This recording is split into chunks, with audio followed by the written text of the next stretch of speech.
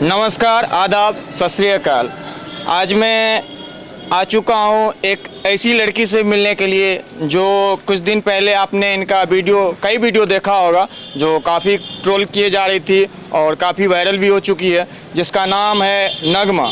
तो आइए मैं सबसे पहले नगमा जी से बात करूँ। नगमा जी, आप अपने मुँह से बता दीजिए आपका क्या नाम हुआ। जी, मेरा नाम नगमा परवीन है। थोड़ा सा बाहर आ जाइए, लाइट का थोड़ा सा इशू है अभी, क्योंकि अभी टाइम हो चुका है रात का 8:30, इसलिए लाइट का थोड़ा सा इशू है। अच्छा नगमा जी, आज आप हमें बताइए, मैंने कुछ दिन पहले आपका शायद एक वीडियो बनाया था। आप बहुत सारा प्रॉब्लम बता रही थी कि मेरे साथ ये इशू है, मेरे साथ ये इशू है। तो आज मैं आपसे जानना चाहूँगा कि जो पहले का जो भी आपके साथ जो भी प्रॉब्लम था, वो प्रॉब्लम आपका दूर हुआ या नहीं? सबसे पहले मुझे ये आप बताइए। देखिए, मेरे साथ जो पहले प्रॉब्लम था वो प्रॉब्लम अब कुछ ज़्यादा बढ़ गया है। इसलिए बढ़ गया क्योंकि हम 2 रुपया कमाने लगे और हम एक जिस ज़िला में भी रह रहे हैं, यहाँ अभी भी जो है मान के चलिए एक देहातपन है। इसलिए भले मेडिकल कॉलेज इंजन कारखाना बन गया, लेकिन यहाँ अभी भी मान के चलिए गाँव जैसा ही है। और जितना भी लोग हैं जो हमको नहीं परेशान करते थे वो परेशान कर रहे हैं, ये कह करके कि तुम झूठी हो, तुम्हारे पापा जिंदा है। तुम्हारा गांव का प्रधान मुखिया जी बोल रहे हैं कि तुम्हारे पिताजी जिंदा है, जबकि मेरे पिताजी मर चुके हैं। उनका मृत्यु प्रमाण पत्र भी है मेरे पास, घर पे रखा हुआ है। आप सुबह में घर पे आइए, हम आपको दिखा देंगे, दिखा सकते हैं।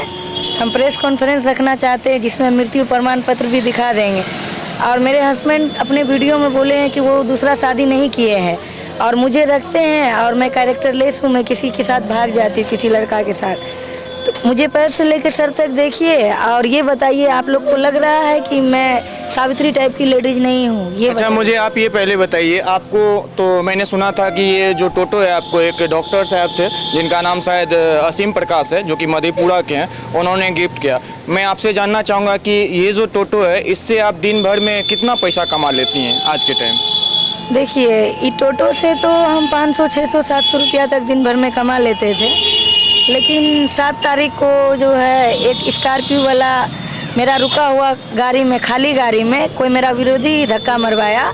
जानबूझ करके मेरा एक्सीडेंट करवा दिया गया, क्योंकि अगर जानबूझ के नहीं कराया जाता तो मेरी ट्रीटमेंट कराई जाती और मेरा टोटो को भी ठीक किया जाता। मेरा टोटो का अभी शॉकर डैमेज है, अगला चक्का टाल है और यहाँ देखिए पूरा बॉडी भी डैमेज हो गया है। जानबूझ करके धक्का मारा ताकि मैं 2 रुपया नहीं कमा सकूँ, और मुझे देखने वाला कोई नहीं था। और जिस दिन से मेरे टोटो में धक्का मारा गया, मैं हॉस्पिटल में बेहोश थी, मुझे ऑक्सीजन लगा हुआ था। उस दिन का किसी लोगों ने वीडियो बना के फेसबुक पर डाला है लोगों के पास, मैं आपको प्रोवाइड करा सकती हूँ, आप देख लीजिएगा मेरा हालत कितना गंभीर था। अच्छा, आप ये बताइए, अभी जो आप कुछ लेटर पैड दिखा रही थी, जो डॉक्यूमेंट्स था, वो क्या था? क्योंकि 7 तारीख से जब से मेरा एक्सीडेंट हुआ, तब से मेरे घर में मेरा बच्चा दूध नहीं पिया। मेरा बच्चा का एक हड्डी दिखाई दे रहा है। क्या मैं जान सकता हूँ आपके पास कितने टोटल बच्चे, मतलब आपके कितने बच्चे हैं? मेरी एक बेटी है और हम मुझसे छोटे 7 भाई बहन, वो भी मुझे बच्चे जैसे ही लगते हैं। मैं उसे भी अपना बच्चा ही मानती हूँ। कहने के लिए आप 8 बच्चे कह सकते हैं। मतलब अभी किस क्लास में पढ़ाई कर रही हो? मैं पीजी कर रही थी। आपने, आपकी बच्ची जो, वो कौन सी क्लास में है? मेरी पर्सनल जो बेटी है वो तो अभी 1.5 साल की है, तो वो कोई क्लास में नहीं है। मेरी एक बहन है 5 क्लास में है, और मेरी एक बहन है जो अभी 2 क्लास में है, जो 7-8 साल की है। अच्छा मैम, मुझे आप ये बताओ कि एक समय था जब आपके पास ना ही टोटो था, ना ही आपके पास कोई साधन था, कोई स्रोत था कमाने का, लेकिन आज के टाइम अभी आपको टोटो गिफ्ट में मिल चुका है और आप हर दिन टोटो चलाती हैं और दिन भर का कमाई जो है 400 से 500 तक आप कर लेती हैं। फिर आपको ऐसा कौन सा मुसीबत आ जाता है कि आप अपने घर का पालन पोषण नहीं कर पाती? 7 तारीख को जब मेरा एक्सीडेंट हुआ, तब जो है, तब से मेरे घर में मम्मी और खाना वाना नहीं खाई, क्योंकि हम जब कमाते हैं रोज़ खर्चा हो जाता है। टोटल 10 आदमी का मेरा परिवार है, मेरी बेटी को लगा करके। और मेरी एक छोटी मौसी है मस्जिद चौक में, उसके भी हस्बैंड मर गए हैं, उनका भी परिवार है 4 आदमी का, उनको भी हम ही को देखना पड़ता है। यहाँ देखिए, आप देख सकते हैं, मेरी माँ का ये रिपोर्ट है, रानी खातून नाम है उनका। जो है ब्लड का कमी आ गया है और वो बीमार रह रही है, क्योंकि उनका खाना पीना 7 तारीख से बंद हो गया। अच्छा, इसको मैं बाद में दिखा दूंगा, वो इसको बाद में हम जूम करके तो आप ये बताओ कि अभी समस्या क्या सब है, समस्या- मेन समस्या आपको क्या लगता है? 7 तारीख को मेरे टोटो को जानबूझ करके क्षतिग्रस्त कर दिया गया। किसने किया? मेरा विरोधी पार्टी ने करवाया किसी से। उस दिन से मेरा गाड़ी में प्रॉब्लम है, गाड़ी का बैटरी का डैमेज हो गया है। अब 40,000 में बैटरी लगता है, मेरे पास इतने पैसे नहीं है कि 2-3-4 घंटे भी मेरे टोटो नहीं चलती है। मैं बता दूं कि 10,000 का एक बैटरी आता है। आपका टोटल कितने इसमें बैटरी लगते हैं? 3 या 4? 4। तो टोटल बैटरी का कीमत हुआ 40,000। तो ये आप कहाँ से अफोर्ड कर पाएंगे? तो इसीलिए मेरी कमाई 200 से ज़्यादा नहीं हो पा रही है। एक से 2 बार अगर सिंहेश्वर गई मैं तो मेरा चार्ज ख़त्म हो जाता है। शोरूम वाले को कहा तो उन्होंने कहा कि जो एक्सीडेंट किया उनको बुला के लाइए, पैसा देगा हम लगा देंगे। हम बोले कि वो पैसा नहीं देगा तो आप नहीं लगाइएगा। बोले आप पैसे दीजिएगा तब ना हम लगाएंगे। अच्छा मैम, एक जो बात अभी ट्रोल की जा रही थी वो था आपका शादी से रिलेटेड। मैं ये चीज़ जानना चाहता हूँ, आपका हकीकत में शादी हुआ है या नहीं हुआ है? अंजार आलम से मैंने उस लड़के से शादी किया जो लड़का मेरा ज़िंदगी बर्बाद किया, जिसने मेरे इज्जत के साथ खेला। मैंने ज़बरदस्ती उनसे शादी की, लेकिन आप लोगों ने सुना ही होगा कि ज़बरदस्ती की शादी नहीं चलती है। वो 2 दिन हो या 4 दिन हो टूट ही जाती है। और मेरे हस्बैंड भी बोल दिए तुम तो मुझसे शादी कर रही हो लेकिन तुमने मेरे ऊपर केस किया, मुझे जेल ढुकाया, मैं जो है तुम्हें नहीं एक्सेप्ट करूँगा, नमक तक के लिए अजुर्दा में रखूँगा। और उन्होंने वैसा ही किया और दूसरी शादी कर लिया जोरावरगंज चकमका में 11 नंबर वार्ड में फारूक की बेटी हनीफ की पोती रेहाना खातून से। अभी मैं उस लड़की का बयान दिलवा सकती हूँ, उसकी दूसरी पत्नी का, उनके ससुर का। अच्छा मुझे आप ये बताइए कि आपका जो शादी टूटा तो क्या आपने उसे जो डाइवोर्स फाइल होता है उसने वो आप कोर्ट तक उसको पेश करी? मतलब जो आगे का जो प्रोसीजर होता है वो आपकी? मेरा पति जो है वो मेरा पहले रेपिस्ट है, वो उसने मेरा रेप किया था तो मैंने रेप केस किया उसके ऊपर। आपके साथ रेप किया? हाँ, तो मैंने उसी लड़के से शादी किया तो रेप केस किया। रेप केस में जो है उसने प्रोविजनल बेल पे पैसा कौड़ी खर्चा करके बेल ले लिया।